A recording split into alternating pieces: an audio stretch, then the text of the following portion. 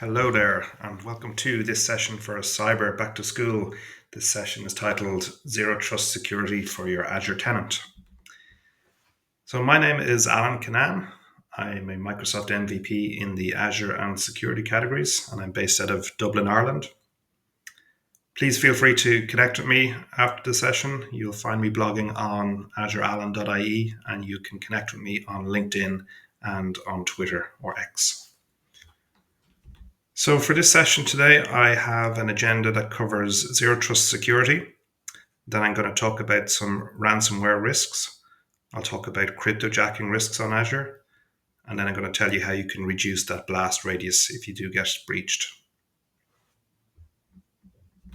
So let's start out with talking about zero trust security.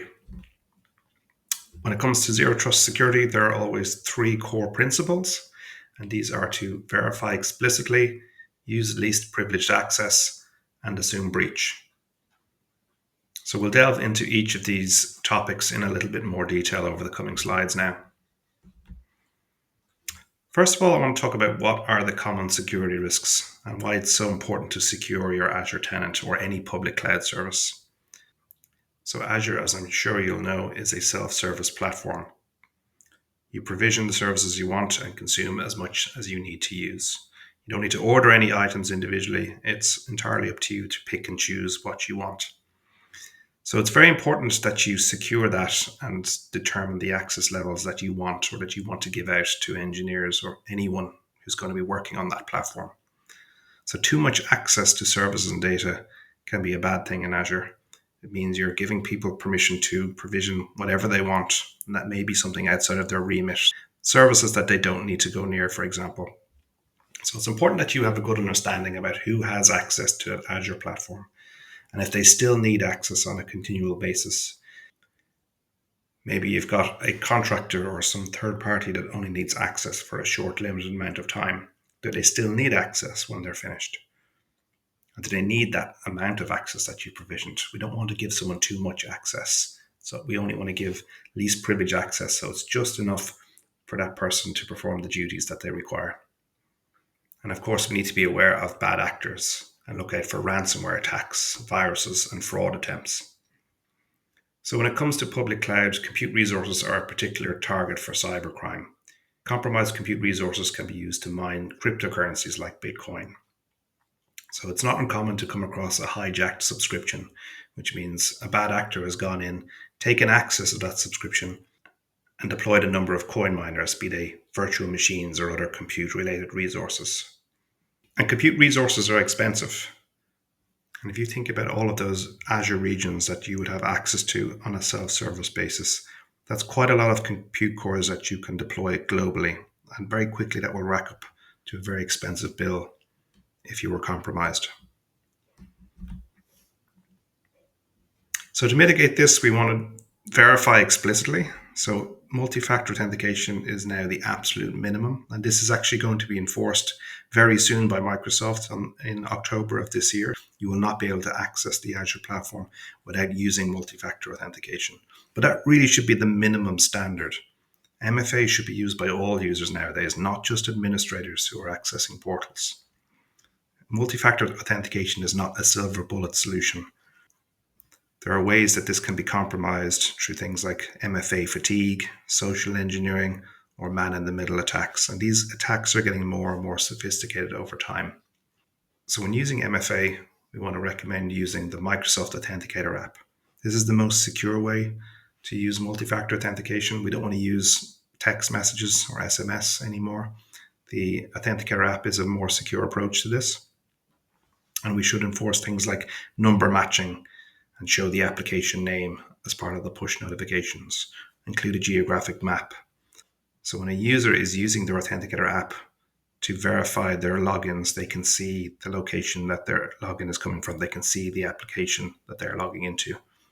And they're required to enter a numeric code.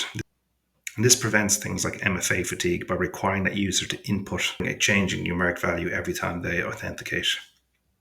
Or better yet, you could consider going passwordless, so not requiring a password at all, just using that Authenticator app to complete the sign-in. We should be using conditional access policies to enhance that security. So while MFA is a first step, and yes, we can do that via conditional access, we should go beyond MFA challenges with conditional access, using some of those other data points that are available. Things like named locations, like allowing access only from certain countries or certain IP addresses. Use risk-based policies to detect unusual sign-ins, or where possible, only allow sign-ins from trusted, compliant devices. These options will require Entra ID Premium P1 or P2 licensing per user, but it's a really worthwhile additional licensing SKU considering all the extra security features that they come with. I wanted to include a slide about the so-called emergency break glass account that every tenant should have. This is not something new, it's a concept that's been around for quite some time. And this account is extremely important, and really every tenant should have an emergency break glass account. The purpose of this is to use it in the case that all accounts, including all global admin accounts, have been locked out from the tenant. This can happen. Usually, from my experience, I've seen it happen where someone sets up a new conditional access policy. They include all accounts in the policy, but unfortunately forget to fully test that policy before enabling it. And if the logic is flawed in that conditional access policy, it can mean that all accounts can be locked out from the tenant. There is no workaround to this. If you're completely locked out, your only hope is to contact Microsoft and look for help. If you have a break glass account, however, this may be used to bypass that conditional access policy as long as you have excluded it from the policy. So that's why I wanted to mention some of the best practices about break glass accounts and how you should set these up. As mentioned, you should have at least one of these per tenant. They should be a dedicated account that is not used for anything else. It should only be used for emergency access to the tenant. It should be a cloud-only identity, so do not sync this from an on-premises or federated Active Directory. It should be cloud-only, so you're not dependent on any Active Directory identities. You should use the .onmicrosoft.com domain, so don't use your own vanity or custom domain name, because if you forget to renew that domain, you may lose access to the account. It should have a global admin role assigned so that you have full administrative access to the tenant, and that role should be permanently assigned. Therefore, do not use things like privileged identity management. This one's important. You should exclude it from all conditional access policies without exception. No conditional access policies should apply to this account. You might be thinking, well, how do I secure this then? Well, one good way to do this is to use a FIDO2 security key for authentication. So rather than using a password and MFA combo, use those FIDO2 keys to complete your sign-in. That does not rely on things like conditional access. You can further secure this by using some of the monitoring that's available with Azure Monitor. So you can monitor sign-ins from this account using an Azure Monitor rule, or better yet, using Microsoft Sentinel. So as this account is not going to be used regularly, in fact, it should hardly ever be used, you can very easily detect if and when this account is ever used. That should trigger an alert, and then you can check to see, well, was I expecting this account to be used today or not? So some of the best practices around this has changed over time, but right now these are some good rules to live by when setting up an emergency break glass account.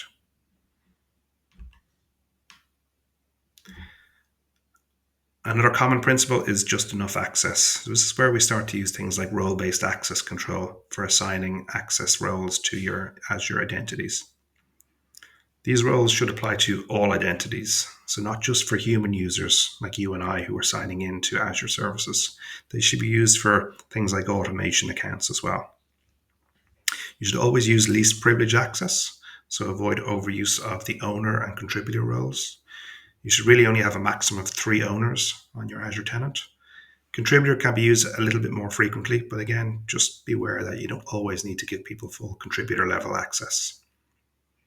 Make sure that role is scoped to the correct resource level.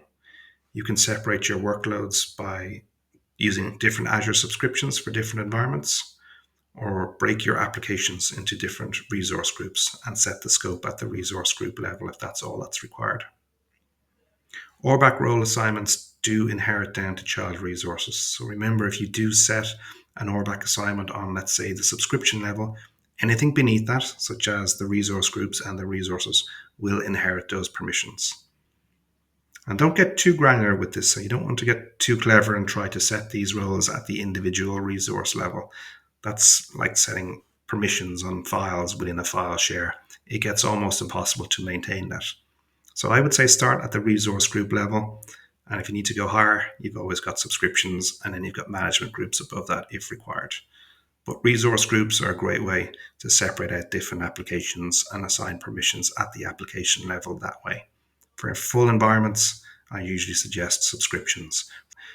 For example, for a dev test environment or for a full production environment.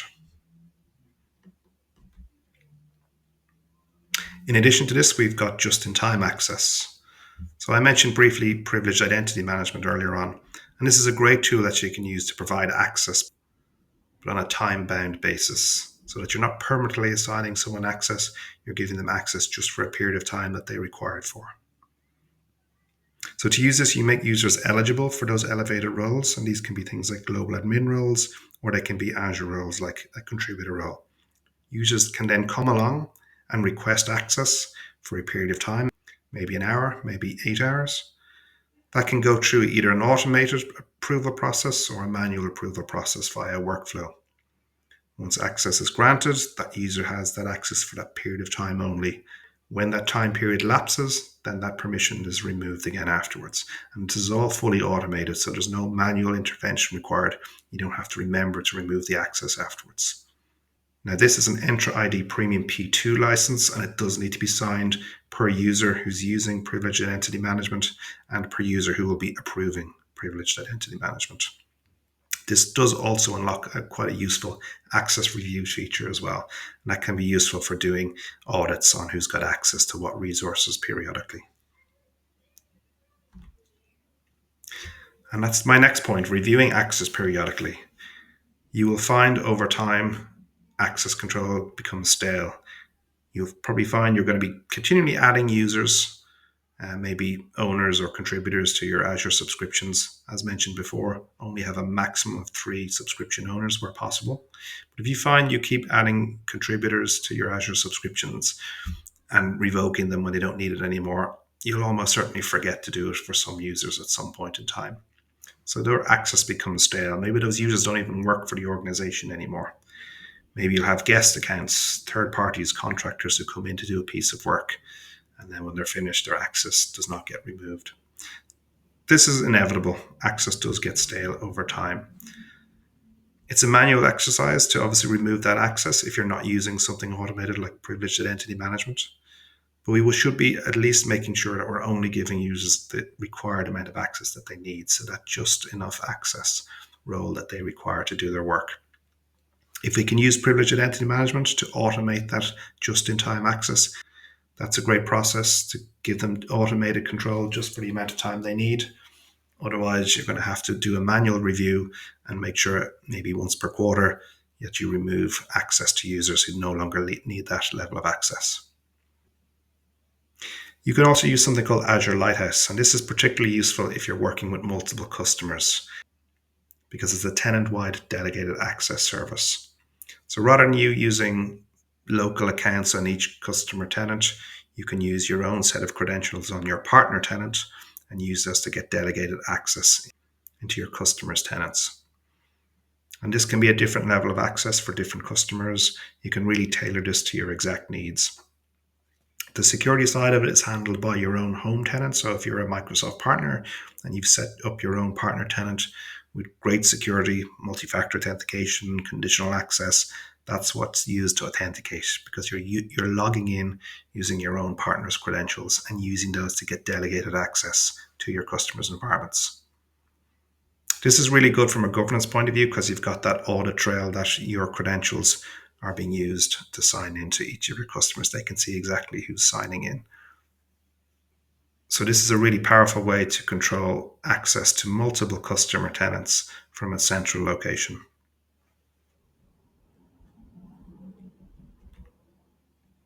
It probably goes without saying that global admin accounts should be made as secure as possible. And while global admin users do not have access to Azure subscriptions by default, they can elevate their access to Azure. So if you've got a customer tenant and you've only given access to certain users within that organization, you need to be careful about any global admin users there. And this is often another route about how Azure subscriptions get compromised. Because even if you've been very careful about only allowing a very small set of users to have access to an Azure tenant, any global admin accounts on that tenant can give themselves access. And this can be done very simply. It's really just one single setting in the Entra ID portal that they can use to elevate their access to an Azure tenant.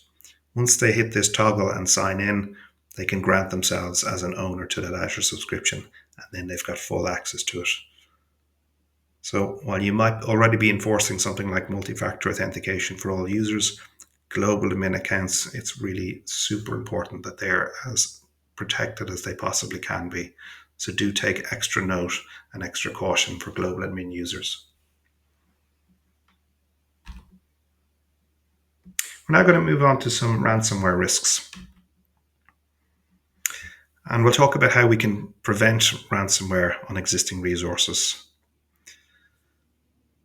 First and foremost, patching and updating is always important, as it is on premises. So be your machines Windows or Linux based, please do keep those as up to date as possible and make sure you are installing the latest updates. Remember, Microsoft do not do this for you. They update the platform. It is up to you to update any operating systems that you manage in your Azure environment. And there are several ways you can do this. Azure Update Manager is becoming the tool of choice now for managing this, but do make sure that you are updating your virtual machines yourself.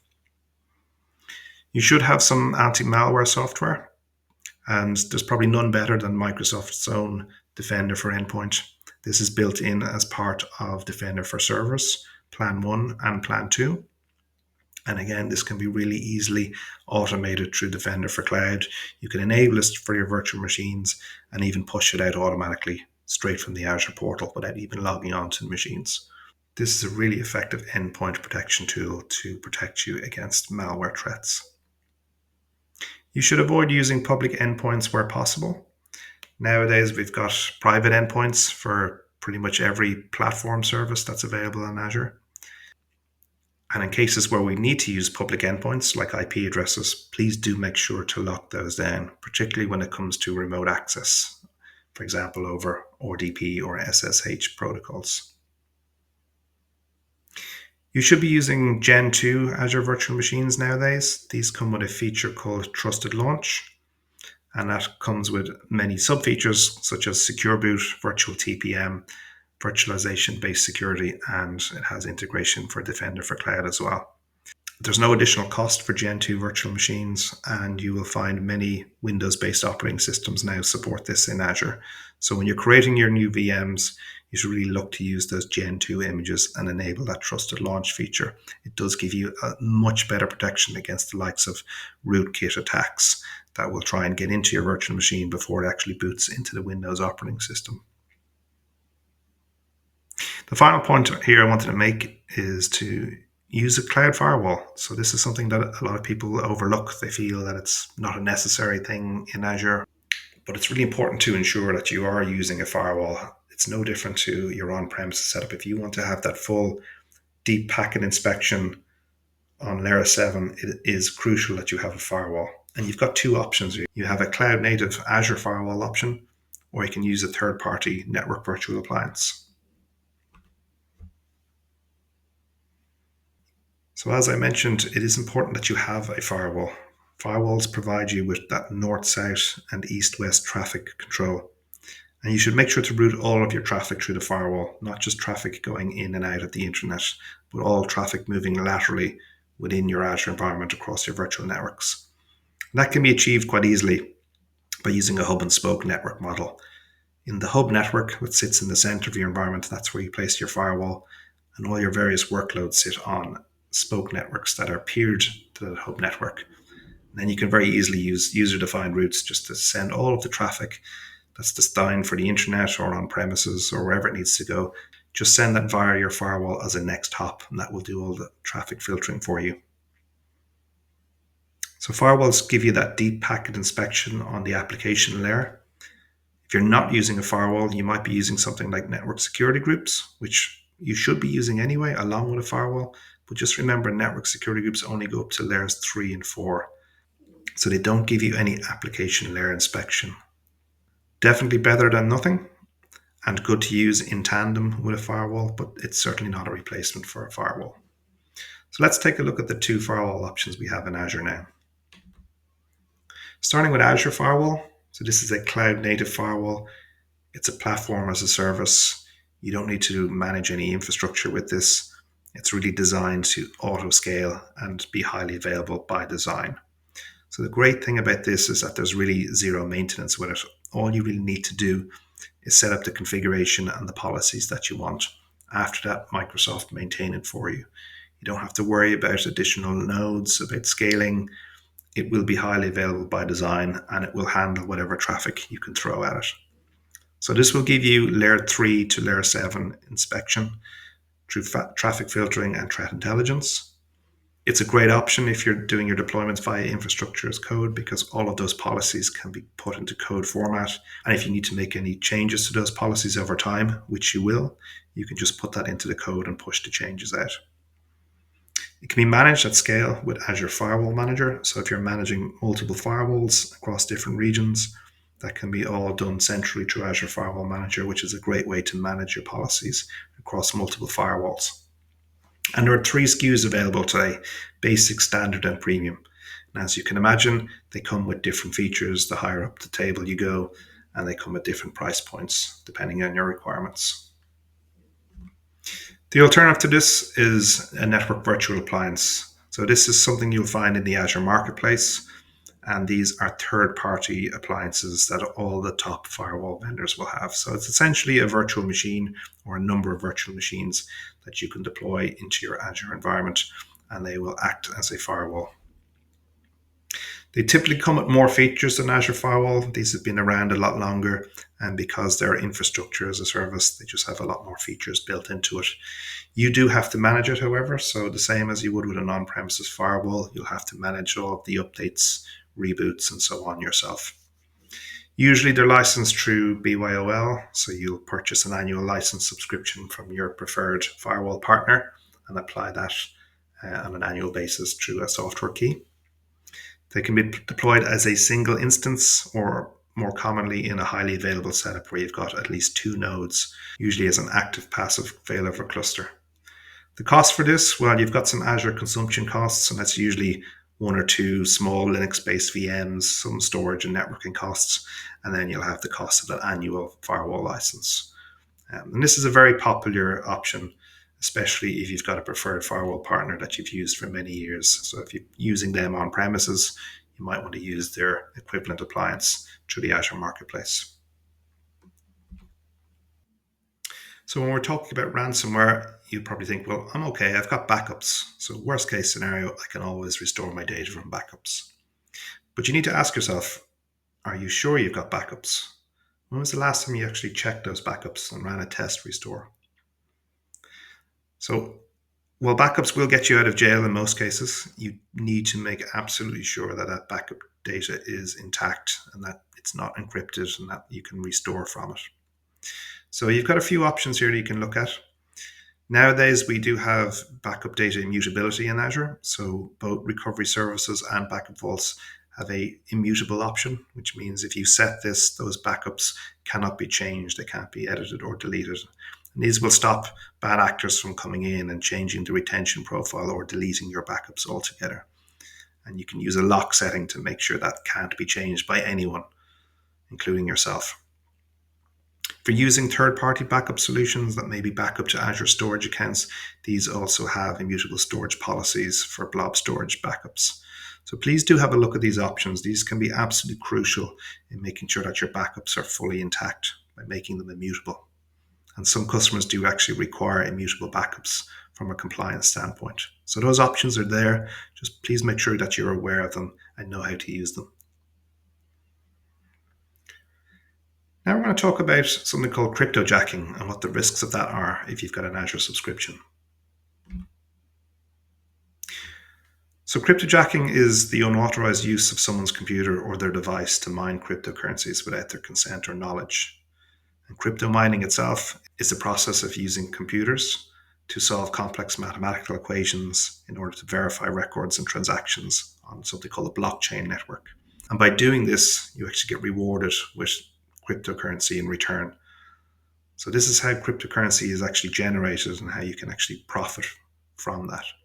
And as you can imagine, public cloud customers are a huge target for cybercrime because all that compute power that's available in the likes of Microsoft Azure or AWS or Google Cloud, if that could be compromised, then a criminal could use that compute power to generate cryptocurrencies for themselves. So some of the common traits of this would be malware infects an existing compute service. So if you've got some servers in Azure perhaps and some malware gets onto those, it'll use some of the idle compute power to help mint some cryptocurrency. Now, as you can imagine, that's going to take quite a long time. It's not the most effective option, but it can be very silent. So if a cyber criminal manages to infect 100 VMs or 1,000 VMs or 10,000 VMs belonging to multiple customers, and if all of those go undetected for a long period of time, well, that can add up and eventually they'll make some return on that. You might notice this through increased CPU usage. So if you expect a virtual machine to have maybe around 20% usage typically, and that spikes to much more than that, you'll know something unusual is going on. You might notice some increased network traffic as those infected VMs start talking out over the internet. You possibly won't notice an increase in costs because, again, these are existing machines that you've already deployed and are paying for, and it's just using idle compute power on those machines. So this one can be difficult to notice. What is more noticeable, however, is when an entire Azure subscription gets hijacked. So what can happen here is if an account gets compromised and that account has contributor or owner level access to an Azure subscription, remember, as a self-service, they can go in and deploy whatever they like. Sometimes what we'll see, it's a global admin account. And if you remember what I showed you earlier, a global admin can elevate their access to an Azure subscription and make themselves an owner. Then they can do the same. They can do whatever they like on that Azure subscription. In some cases, subscriptions can be transferred out of a tenant to another tenant. This is not possible with all Azure subscription types, but for some it can be done, and then it can be very difficult to get control back of that again, even though the billing is still attached to the original tenant. So what usually happens next is that new compute resources are deployed for crypto mining. So rather than hijacking existing VMs through malware, in this case, cybercriminal just runs a script and spins up as many new virtual machines as they can on that tenant. And these will usually be as many as the quota allows across as many Azure regions that are accessible. And very quickly, this can add up to quite substantial costs. In fact, this can lead into many, many thousands over just a matter of hours or days. So public clouds are an obvious target when you think about it because it's a self-deployment nature. If a public cloud Azure tenant could be compromised, it can really be very lucrative for these cyber criminals and very costly for you. So early detection is absolutely essential to limit any unexpected costs that are incurred. So some things you can do here. Firstly, I would say make sure you cancel any unused Azure subscriptions if they're no longer needed. It's not uncommon to see multiple subscriptions for any individual organization, but sometimes subscriptions are only used on a temporary basis, maybe for a development environment. So if they're no longer used, rather than going through that and deleting everything and trying to clear down access to that subscription, just cancel it. You can cancel that subscription so that no one can access it again. Now, just a note on this, if you're working on the CSP-based model, if you're using Azure subscriptions on CSP, they sit under a parent level called Azure Plan. If you want to make sure the entire Azure Plan is cancelled, you will first of all have to cancel the individual subscriptions, or Azure entitlements as they're known. And once that's done, if you want to make sure that no more subscriptions can be created or reactivated, because they can actually be reactivated within 90 days, then you must suspend the Azure Plan. So this is usually done on the billing provider's level. Once that Azure Plan is suspended, you can't reactivate or add any new Azure subscription entitlements. And that's a really important step, because if you just cancel an Azure subscription and someone compromises an account, If it's within 90 days, that subscription could just be reactivated. Let's talk about how to minimize the blast radius now. So if you're unfortunate enough that you do have an account that was compromised, we want to make sure the damage is limited as much as possible. So early detection is, of course, absolutely crucial here. You want to spot this as quickly as possible. We want to layer together as many solutions as possible. So we're going to look at monitoring solutions and alerting solutions and really layer these up so that something should alert us and as quickly as possible. We should use some automation here.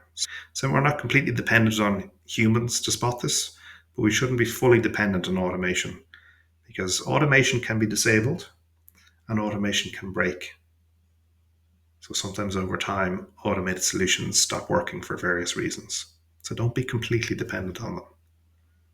We should enforce restrictions where possible. So even accounts that do have a full level of access have certain restrictions enforced.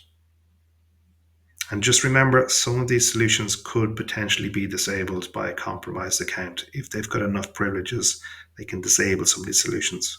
And that could be, again, by automation or through someone who's doing this manually and who knows what they need to disable.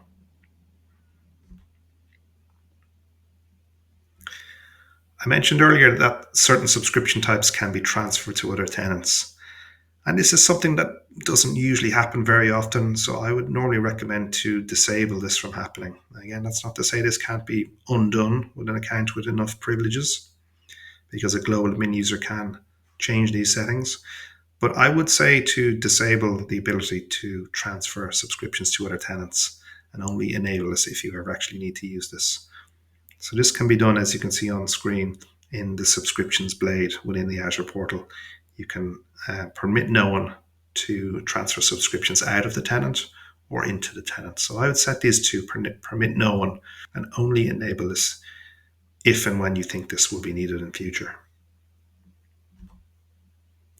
You should be monitoring your costs, and you may have several ways to do this. So use the built-in Microsoft cost management tool that comes in the Azure portal. And by using this, you can do things like creating monthly cost management budgets so that you know how much you expect to spend each and every month, and set budget alerts based on the cost and forecasted costs each month. You can also configure cost anomaly alerts so that if Azure itself detects an unusual pattern in the monthly spend, it will alert you to an anomaly that it's detected. And I see a lot of customers that just don't bother to set these up, but it's quite a powerful tool and really should be something very easy to set up and maintain. There are several third-party cost management tools as well that you can use on top of Azure Cost Management. You may prefer to use these. And again, these should have useful tools to help you get notifications where costs are exceeding expected amounts. If you want to do something more programmatic yourself, you can use the Cost Management API and use this to fetch data and to develop your own alerts and reporting systems.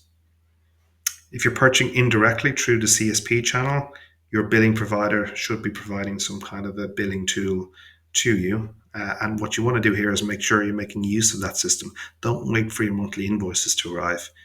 For example, if you have a compromise maybe early in the billing cycle and you don't notice that till your next invoice comes in, a whole month could have passed at that stage. That could add up to tens of thousands of unexpected costs if you haven't been paying attention. So it is important to make use of those billing and monitoring tools that your billing provider should provide. Just a quick note, cost management data is not in real time. Microsoft are working on this to try and get it down to as close as real time as possible, but it's normally about 24 to 48 hours delayed. So when you're looking at the usage, just do remember that it's not going to be quite up to date. Use Azure Policy. So this is a good governance practice, even for users who will be working on the platform actively.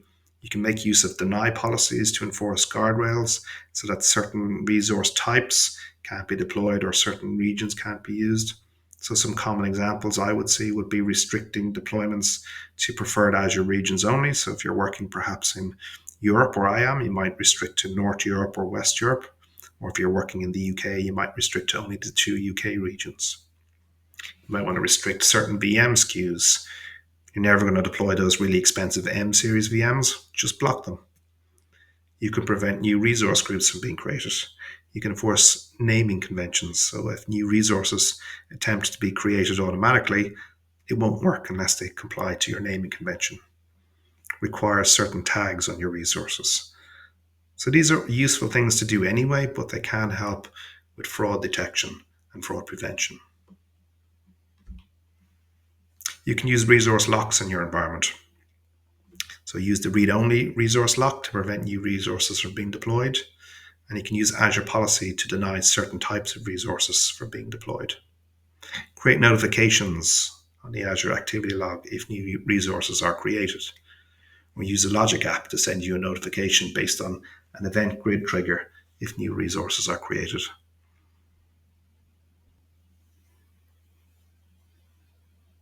Microsoft Sentinel is a really powerful product that can be used as a cloud native SIEM and SOAR solution. And while this can get quite complicated, and yes, you do need some security skills to use it, you can still use it at a very basic level to help pick up some threats, even on things like the activity logs or the Enter ID sign-in logs. At a very simple level, how it works is it's set to collect data from your logs. It analyzes those logs and looks for threats using a series of pre-programmed patterns. If it finds something unusual, it will generate an incident, which is effectively an alert. And then it can either notify you about that, or if you want, you can set it up to respond to those incidents automatically. And the great thing I like about this is that Microsoft have done a lot of the work for you, that a lot of this is pre-built. And if you get some training on this, or you play around with it a little bit yourself, you'll find you can actually pick up the basics pretty quickly. And even at a very basic level, this can be a really powerful tool for you to use. Otherwise, I would suggest maybe outsourcing something like this to a professional organization that operates a 24/7 SOC that can run this service for you. And this really is the fastest way that you can detect a breach in your environment as quickly as possible. You should have an incident response plan. So if you are unfortunate enough to have a breach of some kind, make sure you have a plan of action, that you know what you're going to do if and when this happens. And there are some great sample plans out there with recommendations available online. At a high level, what you want to do is make sure you're prepared. You know how to identify a threat, you know how to contain that threat, eradicate the threat, and then do your recovery and restoration process. After that, you want to figure out the lessons learned from that and make sure that you're improving your environment so that you've mitigated against that from ever happening again. And it's a continuous cycle. We're always learning here, trying to improve our environments and learn from what happens. So just to summarize my session then, and just some key points I've made in this session that I hope you've found helpful. Start by securing your identities. That's always the best place to start. And make sure that you're using least privileged access for all identities. Remember, it's not just human users. You want to make sure all those automation accounts and system identities are being protected and using least privileged access as well. Use deployment restrictions. So even for privileged users, you want to put in guardrails and use Azure policy to restrict what those users can do. You're going to want to monitor your costs proactively. So don't wait for that bill to come in. Make sure you're monitoring your usage proactively and you've got alerts and thresholds built in. Use automation, but use manual checks also. So remember, automation is great, but it can be disabled and it does sometimes stop working. So don't be completely dependent on it. Use a combination of automation and manual checks. Remember, security is always a layered approach. Add as many layers as possible to make your environment as secure as it can be. And make sure you have an incident response plan. So if and when you're breached, you're not wasting time. You know how to deal with it as quickly as possible. So that wraps up my session. I hope you found it very helpful. And again, if you do want to get in touch, please do feel free to reach out. You'll find my details on the screen there before you. Thank you very much and enjoy the rest of Cyber Back to School. Bye bye.